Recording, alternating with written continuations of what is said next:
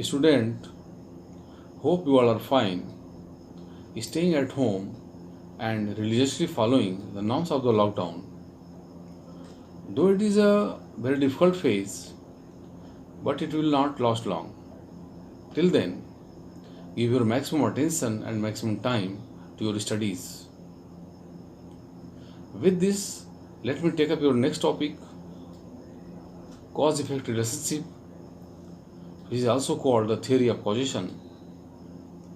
As you all know that it is considered as the foundation of the philosophy, and it is also a very significant topic in the history of philosophy.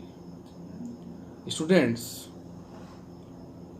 Cause effect relation को स्थापित करने के लिए 3 सिद्धांत दिए गए हैं, जिन्हें क्रमशः theory of entailment, the theory of regularity and the theory of succession और द थियरी ऑफ एक्टिविटी के नाम से जाना जाता है। इन्हें क्रमशः पूर्ववर्तीता सिद्धांत, नियमितता सिद्धांत और अनुक्रमता सिद्धांत भी कहा जाता है। थियरी ऑफ इंटेलमेंट या पूर्ववर्तीता सिद्धांत के अनुसार कारण कार्य का पूर्ववर्ती होता है, अर्थात कार्य आवश्यक रूप से कारण द्वारा निगमित होता है। जैसे मरणशीलता एक कार्य है और जो भी मनुष्य है वो अवश्य मरता है, अर्थात मरणशीलता का कारण मनुष्य होना है। मनुष्य होना से ही अनिवार्यतः मरणशीलता का बोध होता है, अर्थात मनुष्य होना मरणशीलता का पूर्ववर्ती है या एंटीसीडेंट्स है। स्टूडेंट्स, जैसा कि हम जानते हैं कि मनुष्य होना और मरणशीलता में एक तार्किक संबंध या लॉजिकल कनेक्शन पाया जाता है, और तार्किक संबंध अनिवार्य संबंध होता है। या हम कह सकते हैं कि यदि घर्षण से आज गर्मी पैदा होती है तो जब जब घर्षण होगा तब तो गर्मी पैदा होगी। इसी प्रकार यदि आज पानी से प्यास बुझती है तो आगे भी ऐसा ही होगा, अर्थात पानी से प्यास बुझेगी। इन उदाहरणों से स्पष्ट है कि कारण कार्य का पूर्ववर्ती है। इस प्रकार हम कह सकते हैं कि पूर्ववर्तीता सिद्धांत या एंटेलमेंट थियरी एक प्रकार से कारण कार्य संबंध में तार्किक अनिवार्यता को स्वीकार करता है। जिस प्रकार आधार वाक्य से निष्कर्ष निकलता है या प्रतिपादित होता है, या प्रेमाइसेस से कंक्लूजन निकलता है, उसी प्रकार कारणता से कार्य का प्रतिपादन होता है। जैसे हम कह सकते हैं कि सभी मनुष्य मरणशील है और राम मनुष्य है, इसलिए राम मरणशील है। यहाँ 2 आधार वाक्य हैं। पहला, सभी मनुष्य मरणशील है, यह एक मेजर प्रेमाइसिस है, और जबकि राम मनुष्य है, एक माइनर प्रेमाइसिस है। इन दोनों आधार वाक्यों से अनिवार्यतः निष्कर्ष निकलता है कि राम मरणशील है। वास्तव में यह कोई नया निष्कर्ष नहीं है, बल्कि बृहत आधार वाक्य में ही निहित है, क्योंकि सभी मनुष्य के अंतर्गत राम भी आता है। इसी प्रकार कारण से कोई नया कार्य नहीं बनता है, बल्कि कारण में बीज रूप में निहित कार्य ही अभिव्यक्त होता है। भारतीय दर्शन में सत्कार्यवाद की मान्यता है कि कार्य कारण का व्यक्त रूप है, अर्थात effect is a manifested form of cause and cause is a unmanifested form of effect. इस प्रकार गीता में भी कहा गया है कि असत से सत की उत्पत्ति नहीं होती है। गणित में भी शून्य से शून्य की उत्पत्ति बताई गई है। इस प्रकार हम कह सकते हैं कि पूर्ववर्तीता सिद्धांत या इंटेलमेंट थ्योरी एक प्रारंभिक सिद्धांत है, अर्थात एप्रियोरी थ्योरी है। जैसा कि हम जानते हैं कि एप्रियोरी थ्योरी या प्रारंभिक सिद्धांत अनुभवातीत होता है या बुद्धि केंद्रित होता है, और मानव बुद्धि में मनुष्य का प्रत्यय और मरणशीलता का प्रत्यय अनुभव से पहले ही विद्यमान रहता है। यही कारण है कि मनुष्य का प्रत्यक्ष होते ही उसके विषय में तुरंत ही मरणशीलता का अनुभव होने लगता है। इस प्रकार हम कह सकते हैं कि entailment theory is necessary and a priori, अर्थात अनिवार्य और प्रारंभिक होती है। Students, Aristotle, Plato and Descartes जैसे रेशनलिस्ट फिलोसोफर ने कॉज इफेक्ट या कारण कार्य में पूर्ववर्तीता अर्थात इंटेलमेंट रिलेशन को स्वीकार किया है। इसलिए पूर्ववर्तीता सिद्धांत को बुद्धिवादी सिद्धांत या रेशनलिस्ट थियरी भी कहते हैं। स्टूडेंट्स, जैसा कि हम जानते हैं कि अरस्तु ने फोरफोल्ड काजेशन अर्थात चतुष्कोटि कारणतावाद के द्वारा कॉज इफेक्ट अर्थात कारण कार्य में इंटेलमेंट रिलेशन स्थापित करने का प्रयास किया है। हम जानते हैं कि अरस्तु के अनुसार कारण और कार्य में अनिवार्य अर्थात नेसेसरी संबंध होता है। अरस्तु का कारणता सिद्धांत आम धारणा अर्थात कॉमन सेंस व्यू से भिन्न है। आम धारणा के अनुसार कारण वह है जो किसी घटना को उत्पन्न करता है और जो घटना उत्पन्न होती है वह कार्य इफेक्ट कहलाती है। जैसे बादल कारण है या कॉज है, जबकि वर्षा कार्य या इफेक्ट है। बादल से वर्षा होती है, इसी प्रकार जहर खाने से मौत होती है, इसलिए मौत कार्य है और जहर उसका कारण है। इसी प्रकार साइंटिफिक अप्रोच के अनुसार भी कार्य की उत्पत्ति कारण से होती है, लेकिन साइंस यह नहीं बताती कि कार्य या इफेक्ट क्यों उत्पन्न हुआ है। इस क्यों का उत्तर कारणता की दार्शनिक अवधारणा में ही प्राप्त होता है। एरिस्टोटल का कारणता विचार इस क्यों अर्थात वाई का उत्तर देता है। एरिस्टोटल किसी घटना की उत्पत्ति कैसे और क्यों, हाउ एंड वाई होती है का उत्तर देता है।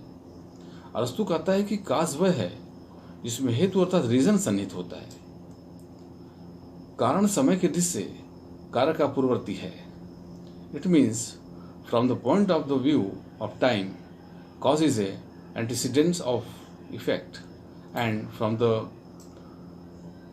logical point of view that reason is a antecedent of effect, अर्थात तार्किक दृष्टि से हेतु कार्य का पूर्ववर्ती है।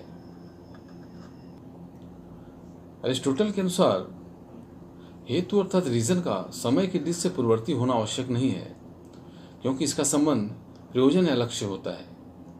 ये कहते हैं कि कारण या कॉज हाउ या कैसे का उत्तर देता है, जबकि हेतु या रीजन वाई या क्यों का उत्तर देता है। वाई या क्यों शब्द से ही लक्ष्य या प्रयोजन का भाव लक्षित होता है। यही कारण है कि अरस्तु ने किसी घटना के मूल में 4 कारणों को स्वीकार किया है, जिसे चतुष्कोटि कारणतावाद या थियरी ऑफ फोरफोल्ड काजेशन कहा जाता है। इसके अनुसार 4 कारण होते हैं: material, efficient, formal and last और फाइनल। इसे क्रमशः उपादान, निमित्त, आकारिक तथा अंतिम या लक्ष्य कारण कहा जाता है। इनमें से प्रथम 2 कारण अर्थात उपादान और निमित्त कैसे अर्थात हाउ का उत्तर हैं, जबकि अंतिम 2 कारण आकारिक और लक्ष्य वाई या क्यों का उत्तर है। जैसा कि हम जानते हैं कि अरस्तु के चारों कारण अंततः मात्र 2 कारण बन जाते हैं, उपादान और निमित्त अर्थात मटेरियल एंड एफिशिएंट। उपादान कारण अचेतन है, अनकॉन्शियस है, जबकि निमित्त कारण कॉन्शियस या चेतन माना जाता है। इसी प्रकार अगर अचेतन कारण मिट्टी में अचेतन वस्तु घड़ा निहित न हो तो चेतन कारण कुम्हार कभी भी घड़ा निर्मित नहीं कर सकता। अतः चेतन कारण तो निमित्त मात्र है, जबकि वास्तविक कारण उपादान ही है, जिसमें कार्य भी सन्निविष्ट होता है। इस प्रकार कहा जा सकता है कि कॉज इफेक्ट में अभिन्न या तादाद संबंध होता है तथा मिट्टी और घड़ा एक ही द्रव्य के 2 नाम हैं, उनमें मात्र फॉर्म अर्थात आकार का अंतर है। इसी प्रकार सांख्य दर्शन में कारण को अव्यक्त आकार अर्थात अनमैनिफेस्टेड फॉर्म तथा कार्य को मैनिफेस्टेड फॉर्म अर्थात व्यक्त आकार कहा जाता है। गर्भावस्था में जो शिशु भ्रूण की अवस्था में रहता है वही मानव शिशु बनकर जन्म लेता है, और वह शिशु बालक, किशोर, तरुण, युवा तथा प्रौढ़ और वृद्ध बनते हुए अंततः मृत्यु को प्राप्त होता है। उसने जन्म लिया है, इसलिए उसका मरना निश्चित है। इस प्रकार हम कह सकते हैं कि पूर्ववर्ती सिद्धांत अर्थात इंटेलमेंट थियरी कारण कार्य में निहित संबंध स्थापित करता है। In this way that the entailment theory accepts the certain relation between the cause and effect, and lastly we can also say that necessity, a priority and certainty is the main characteristics of the entailment theory. संसार के सभी मनुष्य मननशील हैं, अतः मनुष्य और मननशीलता का संबंध सार्वभौम है यूनिवर्सल है। किसी भी देश काल अर्थात स्पेस एंड टाइम में यह संबंध पाया जाता है। संसार के किसी भी कोने का कुम्हार मिट्टी से घड़ा बना लेता है, लेकिन बालू से नहीं बना सकता। अतः कारण कार्य में पूर्ववर्ती संबंध देश काल से परे है, फलतः वह सार्वभौम, सार्वदैशिक तथा सार्वकालिक है। इसके बावजूद भी एंटेलमेंट थ्योरी के संबंध में एक समस्या है, और वह यह है कि कारण कार्य में पूर्ववर्ती अनुवर्ती संबंध दिखाने के लिए एक घटना के कई उदाहरणों का निरीक्षण करना आवश्यक है।